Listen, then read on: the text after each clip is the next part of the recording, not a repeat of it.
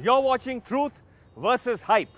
It seems ironic that the one measure that has almost brought the government to a brink is allowing FDI into multi-brand retail. Ironic because, as we found when we'd reported on it last year, big retail is only a tiny blip in India's economic radar, not big enough to merit the huge advantages that the government claims it will bring, nor merit the kind of protests that the opposition has launched. Over the next 30 minutes, we'll investigate the claims of both sides, which are grounded less on facts and more on propaganda and political doublespeak. Large number of jobs in rural India. Of all the myths perpetuated by those for and against retail FDI is concern for the Indian farmer. The government claims big retailers will help farmers by buying directly from him. Right now, farmers can largely sell to government-controlled mandis, which are dominated by oppressive middlemen. First the farmers, Yes.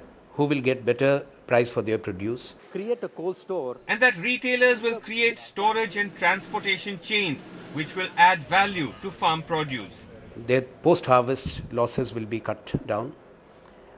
35 to 40%, as I mentioned, of fruits and vegetables. Agro-processing, food processing industries will be set up in the rural areas.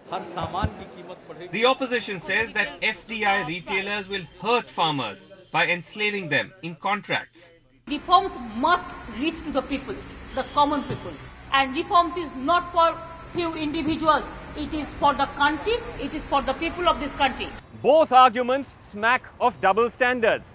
Let's first start with the critics, who claim they want to protect their farmers from the risk of corporate farming, yet allow it to thrive in their own states.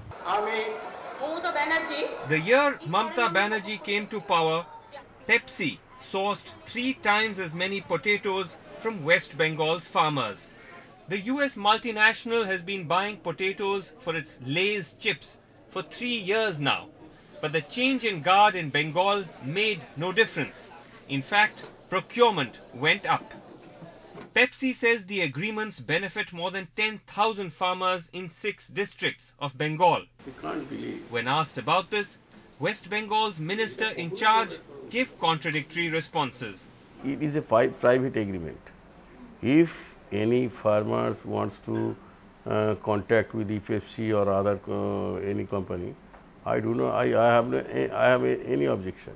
You don't have any objection. But government will not introduce the same in our state. We are against contract farming. We do not introduce contract farming in our state. Because of contract farming, if introduced, the farmers' interest will be hampered very much. But if farmers can't sell to Pepsi, the alternative is this: Sialda, Calcutta's main market for fruit and veg. Every day, thousands of tons are wasted. And it's so totally dominated by middlemen that no farmers even make it to the market. Actually, I don't think there is a single farmer who's coming to the Sialda market to sell his produce. It's all coming through intermediaries, because the Sialda market is needs some more facility to be called to enable more and more produce to come in better shape. So I think the farmer is not touching that market at all. In some of the other states, we have seen the farmer does come to the market, or groups of farmers get together and come to the market. Farmer से vendor, vendor से पाइकारी market, उसी के बाद local market, 4 हाथ होके और सब जाते हैं. We're not suggesting that contract farming, which comes with its own vulnerabilities, is necessarily the only solution. But the fact is that options are limited for the Indian farmer. And if parties like the TMC want to close down organized retail, then they better come up with alternatives. What that is anybody's guess. A similar doublespeak by 3 states which voiced strong objections to FDI: Bihar, MP and Orissa.